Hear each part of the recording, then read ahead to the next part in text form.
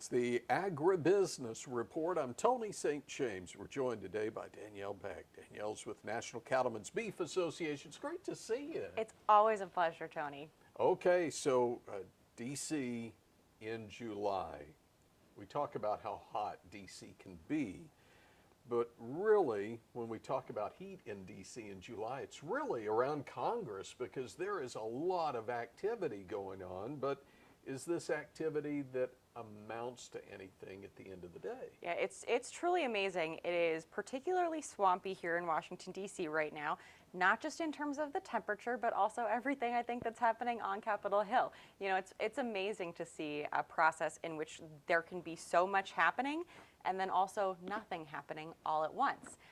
You know, a lot of hurry up and wait, but we've seen a lot of action on Capitol Hill that I think we need to continue paying attention to, even though we know some of what's transpired will ultimately never go anywhere. Appropriations is a perfect example of that. So this week, the House of Representatives passed 6 different appropriations funding bills as one package to provide funding for the fiscal year 2023. Included in that was ag, so all of USDA's funding. These bills moved in a pretty partisan manner. You know, a lot of speculation about what's going to happen before the end of the year. We know that in the Senate, there may be bills coming out of committee, but the chairman of the Senate Appropriations Committee has already said he has no intention of marking up those bills. So the committees won't be fully considering them before they move forward. They'll likely be the result of some partisan priorities, not really a bipartisan negotiation. But those bills, I think, right now are messaging so that when everybody has to go back home and campaign, they have something they can point to, right? But it's a midterm year, and so when it comes to government funding, it is important to keep in mind that the proposals that we're seeing, you know, under consideration in the House or possibly being released in the Senate will likely be very different from what the year-end funding bill looks like, and we'll probably see a couple continuing resolutions in the meantime. You know, that brings up a lot of questions that I've got, and I think you're hitting on some great things that sometimes we forget about when we hear what's happening inside the halls of Congress. But is there also some positioning as well with the election, and maybe one group saying we want to take control of this, and the other saying we want to protect our space here? Is that part of it as well? Yeah, you know, it does sort of feel like a game of chicken, right? And there are a lot of lines to be drawn in the sand. You know, when it comes to the annual appropriations process, I always liken Congress to a bunch of college students, and they wait until the night before the term paper is due to start writing. You know, that's not really the case where they have these bills out, but those meaningful negotiations between Republicans and Democrats, the four corners, if you will, I don't believe that those conversations have really begun in perpetuity, and they probably won't until after August. And so that leaves a very short window of time because September 30th is the end of the fiscal year. You know, every year we run into a situation in which there's a CR. I cannot remember the last time that we didn't have at least one CR, right? Or a continuing resolution. So I think we can expect to see one of those. I would say that we'll probably see one get us through November, and then they'll deal with a year-long funding proposal in the lame duck. What about policy priorities for NCBA? What are you watching? Yeah, you know, we are really excited because a lot of the things that we've been talking about for several years now are really coming to fruition. You know, funding for processing capacity was an issue that NCBA was, you know, early out of the gate talking about the need for right as the pandemic first started happening. And we've seen USDA start to tilt up programs. They've had multiple rounds of grant funding. They now have operating loans through loan guaranteed programs on the books. It's great to see all of that actually happening, right? Now we just need to make sure that the money is getting where it needs to go to the folks who need it most, and we're having conversations with the USDA to that end. You know, we're continuing to see some good successes, if you will, in the tax space, in the sense that Congress has not changed the tax code yet. They have not eliminated like-kind exchanges or stepped-up basis. They haven't, you know, raised the tax rate or lowered the exemption amount on the death tax. We have been able to toe the line and preserve all of those great gains that we made back in 2017 with the Tax Cuts and Jobs Act. You know, just a few weeks ago, conversations around reconciliation seem to have revived.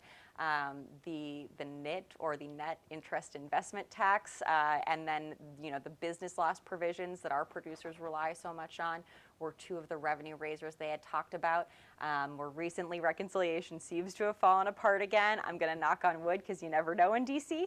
But we've been part of a business community effort to kill any attempts at, you know, utilizing those provisions as revenue raisers. We would prefer to preserve the tax code for our cattle producers as it stands today. If not, you know, perhaps make some changes to provide additional tax relief.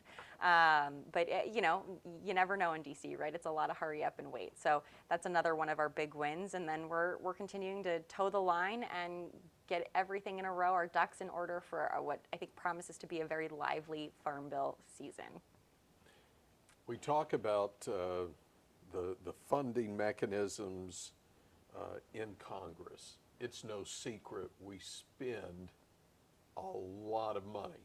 And if it was our household, we would probably be bankrupt by now. Are we starting to hear more conversations out of Congress in terms of we need to reel in our spending, and how could that affect ag? Yeah, you know, I think we've already heard broad recognition from folks that will be in Ag Committee leadership next Congress that it's going to be a flat farm bill.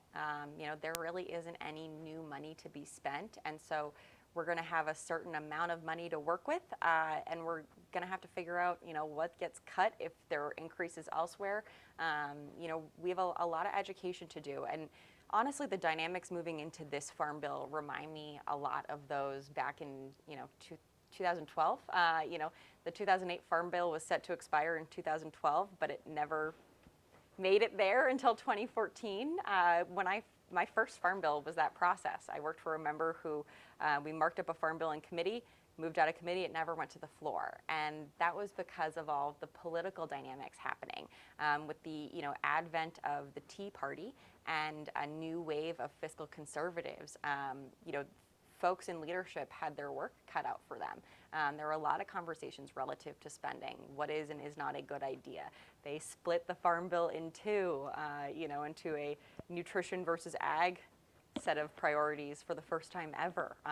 You know, it failed on the floor. And then finally they repackaged it together, and, you know, 2 years after they were supposed to meet their deadline, they enacted a bill into law. But, you know, at that time, 23 out of the 46 members on the Ag Committee had never served on House Agriculture before. And, you know, who will likely be the next Speaker of the House, Mr. McCarthy, was whip at the time. He said that it was the hardest job he's ever had as whip, was passing a farm bill. You know, there was a lot of education that needed to be done. So I think we at NCBA are already starting that process. We are having conversations now, early and often, with every member, and especially those who definitely have never been through a farm bill process before, because educating about the need for certain programs, you know, why a foot and mouth disease vaccine bank is a worthwhile investment. We know it is, certainly. A lot of folks don't have to think about it. It's the privilege of, you know, living in the best country that produces the most abundant, safe, and affordable food worldwide, right? But we're cutting. Everybody in ag has their work cut out for them. We are starting that process now, though, so hopefully it'll be a smooth glide path. Knock on wood. So good to see you. So much going on. Will you come back and update us? I would love to. It's always a pleasure. Danielle Beck is with the National Cattlemen's Beef Association. She joins us on today's Agribusiness Report.